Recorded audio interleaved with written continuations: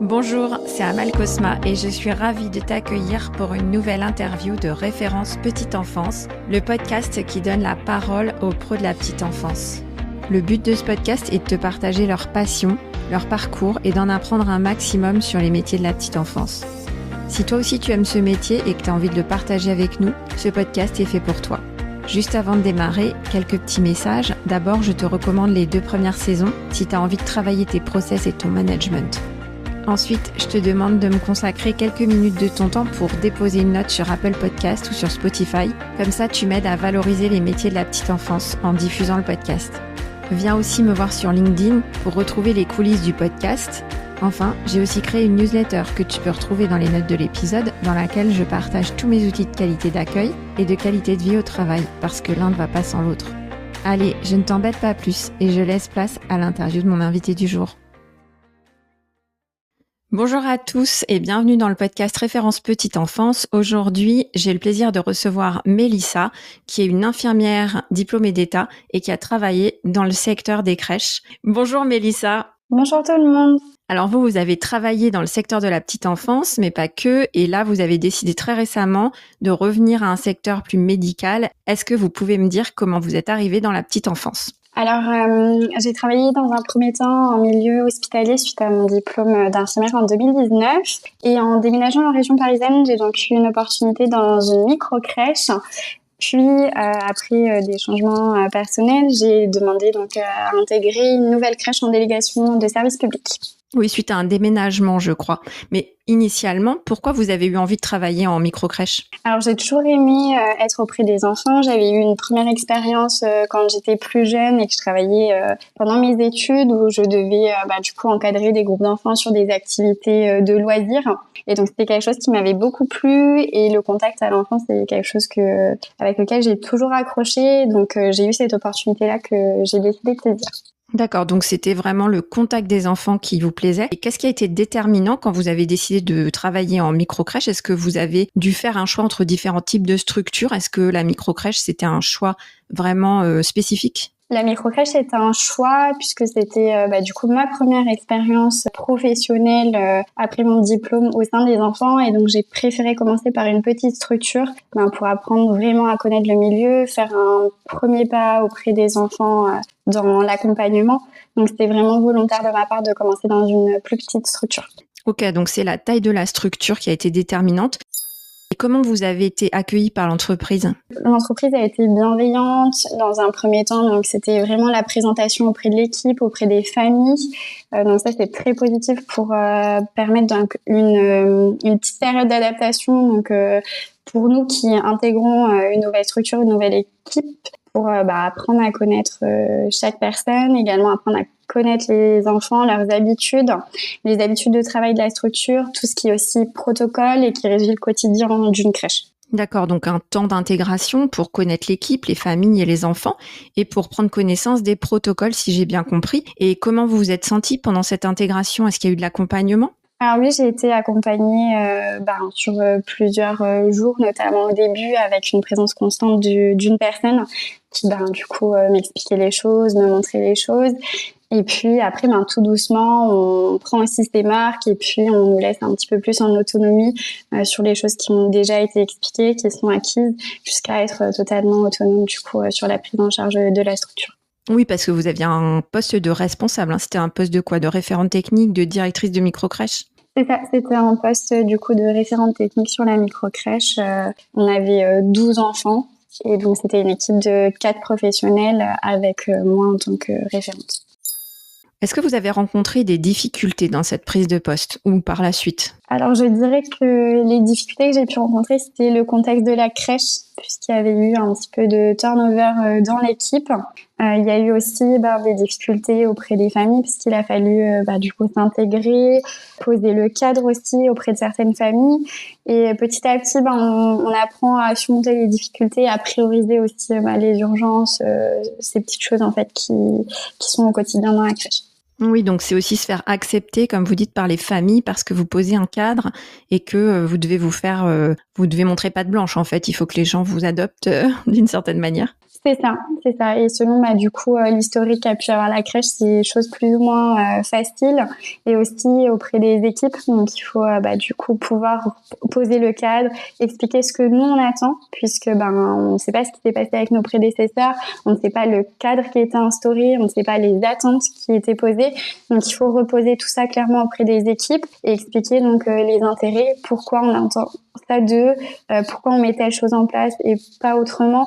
Donc c'est aussi tout ça qui est un petit peu parfois difficile à mettre en place, mais une fois que le cadre est posé, que les choses sont expliquées, généralement tout le monde prend un peu ses marques et puis ça roule. Oui, surtout que dans ce que vous décrivez, si j'ai bien compris, vous êtes diplômé de 2019, donc vous arrivez dans cette crèche pendant le Covid ou après le Covid, ce qui fait qu'on est dans une ambiance qui doit être un peu tendue. C'est ça. Donc c'est un petit peu la reprise normale entre guillemets pour tout le monde après des fermetures liées au Covid, après du coup un changement d'équipe. Donc il y a toutes ces petites choses qui font qu'il faut reposer vraiment clairement les choses avec les familles, réexpliquer les choses auprès des équipes. Alors, c'est un premier poste de direction de crèche et avant ça, vous étiez dans le médical. Donc, pour poser votre cadre et pouvoir clarifier vos attentes auprès de l'équipe, est-ce que vous avez eu du contenu qui vous a été proposé par la crèche, par votre hiérarchie, ou est-ce que vous avez du tout créé vous-même ? Alors non, c'était une structure où tout était déjà créé. Donc on avait tous un petit peu les mêmes façons de fonctionner sur toutes les crèches, les attentes étaient les mêmes, donc on avait des protocoles qui étaient similaires, on avait des projets qui étaient similaires, qu'on réajuste bien sûr en fonction un petit peu de chaque structure, mais les bases étaient là. Donc je me suis appuyée sur les bases qui étaient là pour reposer les choses auprès de tout le monde. D'accord. Est-ce que ça vous a donné l'impression d'être moins autonome ou plutôt est-ce que ça vous a soutenu dans votre autonomie ? Ça soutient dans la prise de poste et dans la prise d'autonomie puisqu'on sait ce qui est attendu, on sait à quoi on doit répondre, on sait ce qu'on doit mettre en place et après on reste autonome quand même dans la façon dont on le met en place et dans les choses qu'on veut également apporter puisqu'on peut apporter des petits plus sur des activités, des projets en plus qu'on veut créer. Donc c'est sur ces petites choses-là où on a toujours son autonomie, mais le fait d'avoir des bases qui sont déjà construites et déjà solides, c'est un apport pour la prise de poste. Alors, vous êtes infirmière diplômée d'État. Quels sont les atouts de cette formation que vous avez pu mettre en œuvre et utiliser dans ce poste ? Alors, je pense que l'atout de ce diplôme, c'est tout ce qui tourne autour de la bienveillance, de l'écoute, puisque c'est des choses qu'on met en œuvre au quotidien. Le fait aussi d'être disponible, on apprend à se rendre disponible pour les autres, pour écouter leurs demandes, pour répondre à leurs demandes. Il y a aussi tout ce qui est autour du soutien, le soutien auprès de l'équipe, le soutien auprès des familles. Le fait aussi d'être responsable, parce que c'est quelque chose qu'on apprend, on est obligé d'être responsable dans le quotidien quand on soigne les patients. Et puis aussi le fait d'être autonome, puisqu'on doit se gérer soi-même, on sait ce qu'on a à faire, on sait prioriser ce qu'on doit faire, donc c'est des choses qui sont acquises en fait avec ce diplôme-là. Et quels sont les atouts de votre personnalité que vous avez pu mettre en œuvre ? Je dirais que je suis quelqu'un de rigoureuse, de bienveillante, qui tient compte de l'humain dans sa globalité, des difficultés qu'il peut rencontrer, parce que au-delà de l'aspect très professionnel, on sait que un être humain est un être humain qui peut passer par des périodes un peu plus difficiles. Donc ça, c'est des choses aussi que j'apprends à prendre en compte, tout en restant quand même dans le cadre, dans ce que j'attends. Mais le fait d'entendre et de me rendre disponible sur ces aspects peut-être un petit peu plus difficiles peut aussi peut-être faciliter parfois le contact à l'autre. Je crois savoir que dans la préparation de l'épisode, vous m'avez précisé que c'était quand même un gros travail et que ça avait été non pas un long fleuve tranquille, mais plutôt beaucoup de concentration, beaucoup de réflexion et de remise en question pour réussir. Mais je crois que vous avez le sentiment d'avoir réussi cette prise de poste ? Alors au début de la prise de poste, c'est vrai que parfois quand on est confronté à certaines difficultés, on apprend peut-être un petit peu comment les traverser, ce qu'on doit mettre en place pour réussir. Et avec le recul, je suis plutôt satisfaite de cette expérience-là et de ce que j'ai pu apporter auprès des équipes, auprès des familles, auprès des enfants. Donc c'est plutôt un challenge qui a été concluant et réussi pour ma part. Qu'est-ce que vous avez aimé dans ce poste ? Ce serait quoi les gros plus du poste de référente technique pour vous dans une micro-crèche ? Et peut-être ce que vous avez moins aimé ? Alors, je dirais que les plus, c'est tout ce qui tourne autour de l'accompagnement de l'enfant dans son développement, dans ses apprentissages, dans son autonomie. C'est aussi créer une véritable équipe, faire en sorte que l'équipe puisse faire confiance à son manager, montrer qu'on a un manager aussi qui est fiable, qui pose aussi le cadre avec ses équipes et qui peut faire preuve de souplesse aussi quand il y en a besoin. Et le fait aussi de repousser à chaque fois ses limites, d'essayer d'apporter toujours plus et d'instaurer des nouvelles choses, de voir aussi la satisfaction des familles, la satisfaction des enfants, la satisfaction des équipes. Donc tout ça, ça a été un véritable plus. Oui, c'est très riche tout ce que vous décrivez. Et qu'est-ce qui vous a un peu moins plu ? Je dirais que ce qui m'a un petit peu moins plu, c'était dans ma deuxième expérience, au niveau de ma prise de poste, les attentes que j'ai pu avoir. J'avais des perspectives d'évolution, j'attendais certaines choses et j'ai pas forcément trouvé ce que j'attendais. Ah oui, parce que vous avez changé de poste, donc vous avez dû quitter la microcrèche et là vous me parlez d'une deuxième expérience. Qu'est-ce qui vous a poussé à changer de poste ? Donc j'ai déménagé toujours en région parisienne, ce qui me faisait m'éloigner donc de la microcrèche dans laquelle j'étais. J'ai donc demandé à intégrer une crèche en délégation de service public. C'était une plus grosse structure.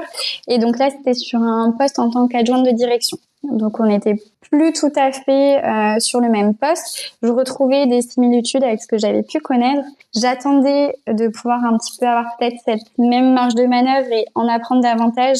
Et en fait, je me suis un petit peu retrouvée coincée, entre guillemets, par rapport aux tâches qui m'étaient affectées et à ce que j'attendais du poste. En fait, vous êtes passé d'un poste où vous étiez assez autonome, mais très soutenu, dans une microcrèche, à un poste où vous étiez beaucoup moins autonome, c'est ce que je comprends ? C'est ça.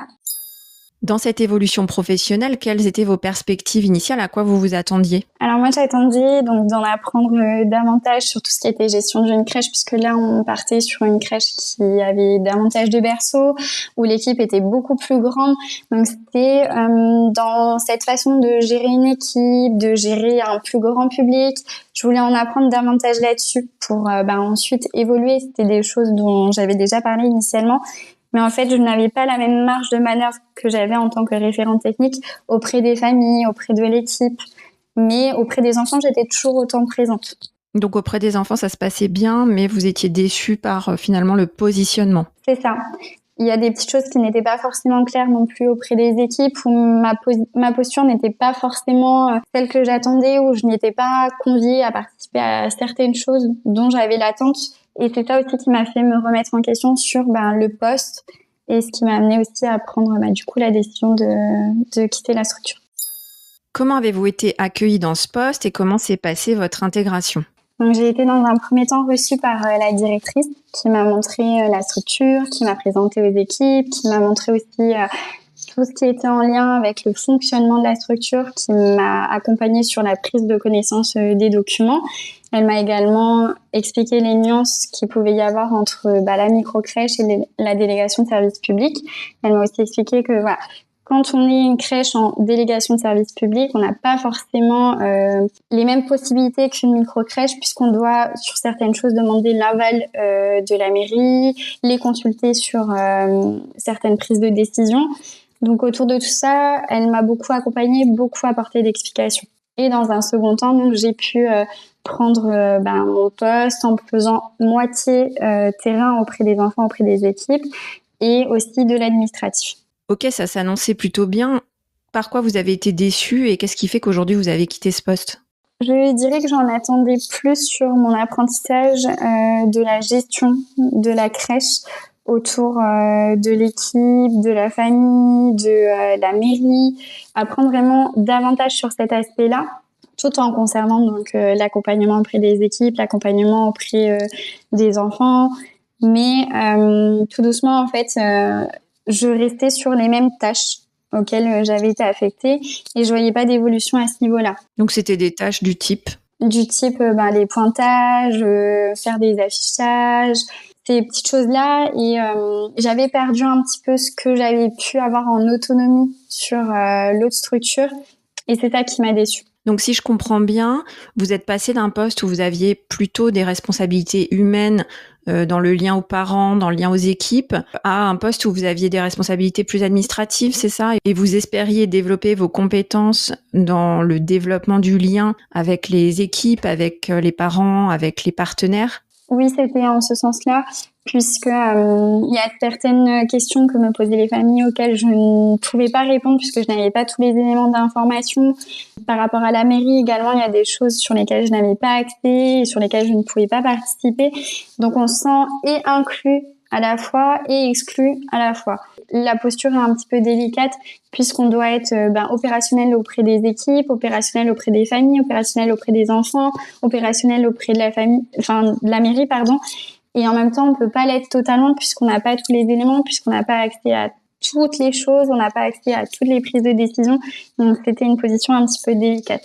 Ça vous a poussé à quitter le secteur et ça c'est dommage parce que je sens que vous avez eu un très bon démarrage de carrière dans la petite enfance et là une déception et ce que j'entends c'est qu'il y a eu une petite erreur de positionnement dans ce poste-là puisque vous aviez déjà acquis un certain niveau d'autonomie et que finalement vous avez vécu une sorte de rétrogradation. Finalement, vous avez quitté très récemment le secteur de la petite enfance. Alors vous en êtes où aujourd'hui ? Actuellement, je suis retournée vers quelque chose de plus médical. Je suis retournée vers de la dermatologie. Donc, c'est quelque chose qui me permet d'être en contact avec les patients et en même temps d'avoir l'autonomie dans la gestion des soins. Et j'ai également une perspective d'évolution dans les temps à venir. Donc, ça me permet un petit peu de retoucher à tous ces aspects-là. Et en même temps, donc c'est un contre-cœur que j'ai dû quitter le milieu de la crèche, mais c'est parce que je ne me retrouvais pas dans mon quotidien. Vous savez, nous, les pros de crèche, on est toujours très tristes de perdre des éléments comme vous et de voir nos pros de la petite enfance quitter le secteur. Donc, on a envie de comprendre ce qui fait que des gens comme vous préfèrent quitter la profession. Alors, est-ce que vous pouvez nous en dire plus ? Est-ce que vous êtes parti à cause du salaire ? Qu'est-ce qui a été déterminant ? Les responsabilités, les perspectives, peut-être que vous en aviez ras-le-bol d'être sur le terrain, une désaffection du métier. Qu'est-ce qui explique votre départ ? Je pense que c'était une décision multifactorielle puisque bien évidemment que le salaire a sa part là-dedans et je pense que pour beaucoup de personnes, on tient compte de cela. Puisque voilà, quand on a un large choix, forcément, il y a des propositions diverses, il y a des salaires divers, donc ça rentre en compte. Mais c'est avant tout, je pense, le fait d'être épanoui dans les tâches qui nous sont attribuées, de pouvoir avoir une perspective d'évolution pour ceux qui le souhaitent. C'est également l'accompagnement qu'on met en place autour des équipes, le fait de pouvoir former les personnes, répondre à leurs attentes, répondre à leurs besoins. Mais en aucun cas, c'est une question de ne plus aimer ce travail-là ou autre, c'est un global. Donc finalement, vous pourriez toujours être en crèche, il n'y a pas de désaffection du métier de votre côté. Et si vous n'aviez pas déménagé, vous seriez certainement encore dans cette première micro-crèche ? En aucun cas, il y a une désaffection de ce métier-là. Et si je n'avais pas déménagé, je serais certainement encore dans cette première crèche. Je dirais que ma première expérience dans la crèche a été très formatrice, ça a été vraiment une très belle expérience et c'est ce que je garde le plus en mémoire. Et la deuxième expérience reste tout autant bénéfique pour moi et m'a appris des choses. Donc je ne garde que du positif de toutes ces expériences. Vous pensez qu'un jour vous reviendrez dans la petite enfance ? C'est pas une porte que j'ai fermée totalement. Si vous deviez revenir dans une crèche ou une micro-crèche, qu'est-ce qui serait clé dans votre choix ? Je dirais que ce serait le projet de la structure, ce à quoi on aspire et le fait pour moi d'avoir un certain challenge, de pouvoir remettre des choses en place, de réaccompagner des équipes sur certaines choses, de regagner aussi en autonomie par rapport à ma dernière expérience. Ok, Mélissa, on arrive à la fin de cette interview et c'est un témoignage très riche que vous apportez et que je trouve très positif, même si vous avez quitté le secteur malgré tout.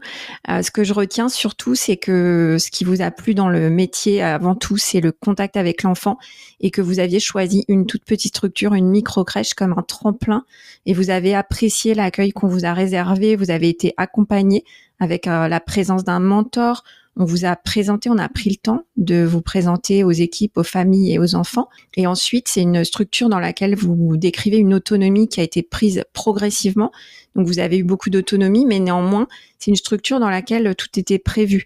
Donc, vous dites qu'on vous a donné le cadre, qu'on vous a donné les protocoles. Donc, quand vous parlez d'autonomie, il s'agit d'une autonomie dans l'application de tous ces cadres et non pas d'être complètement lâché et de devoir tout créer soi-même. Ensuite, ce que vous avez dit, c'est que votre parcours d'infirmière avait des points réellement positifs, comme le fait que les infirmières sont formées à l'écoute, à se rendre disponibles, que vous avez aussi la notion de responsabilité et que vous avez l'habitude d'être un appui pour les familles. Et aussi, l'infirmière est formée à être autonome.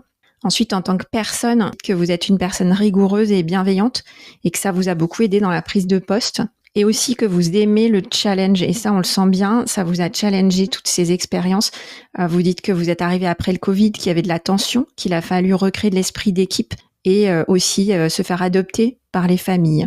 Dans votre deuxième expérience, ce qui me semble très important, c'est le fait que vous ayez été finalement déçu de ne pas avoir été positionné parce qu'on vous a recruté en tant qu'adjointe de direction, mais que finalement, vous n'avez pas réellement eu de place, de responsabilité, malgré le fait que vous aviez un parcours déjà qui pouvait clairement indiquer que vous en aviez l'expérience et le besoin de développer cette autonomie.